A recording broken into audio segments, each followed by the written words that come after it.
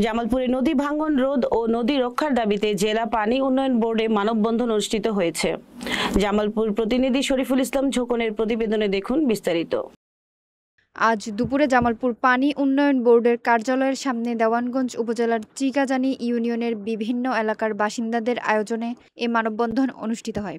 বক্তারা জানান, দেওয়ানগঞ্জ উপজেলার চর ডাকাতিয়াপাড়া হুদারমোড় থেকে হাজারিপাড়া পর্যন্ত যমুনা নদীর ভাঙ্গনে গত 5 বছরে প্রায় 2000 ঘরবাড়ি, স্কুল, মাদ্রাসা এবং কৃষি ফসলি জমি নদীতে বিলীন হয়েছে।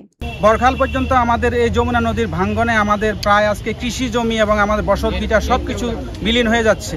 তাই আমাদের কর্তৃপক্ষ, পানি উন্নয়ন এবং সরকারের কর্তৃপক্ষের কাছে আমাদের আকুল আবেদন, আমাদের এই গ্রাম ব্রিজ কালভার্ট যেন রক্ষার্থে যা কিছু করা দরকার অতি দ্রুত যেন পদক্ষেপ নেওয়া হয়। নদী ভাঙ্গিয়া সব শেষ করে আলাইতেছে, মানুষ কি করে খাবো, ঘর বাড়ি নাই।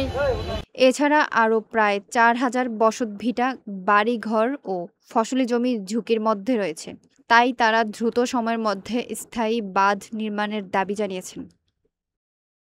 আজকে 12 থেকে 14 বছর আগ থেকে আমাদের যমুনা নদীর তীব্র ভাঙ্গনের কারণে হাজার হাজার ফসলি জমি, বাড়ি ঘর, মসজিদ, মাদ্রাসা এবং প্রাইমারি স্কুল, একটা কমিউনিটি ক্লিনিং আছে, পাশে ব্রিজ, রাস্তাঘাট যমুনা নদী বিলীন হয়ে যাচ্ছে। অতি তাড়াতাড়ি আমাদের ওখানে ডাম্পিং না করলে আমাদের 3 কিলোমিটার একটা রাস্তা, পাকা রাস্তা, একটা বড় ব্রিজ, স্কুল সহ শিক্ষা প্রতিষ্ঠানে একবারে নদীর গর্ভে বিলীন হয়ে যাচ্ছে। আজকে আমরা যে কর্মসূচি পালন করছি, আমরা সেই কর্মসূচি আমাদের দাবি পূরণ হওয়া পর্যন্ত আমরা জামালপুর থেকে এই পানি উন্নয়ন বোর্ড থেকে আমরা যাব না।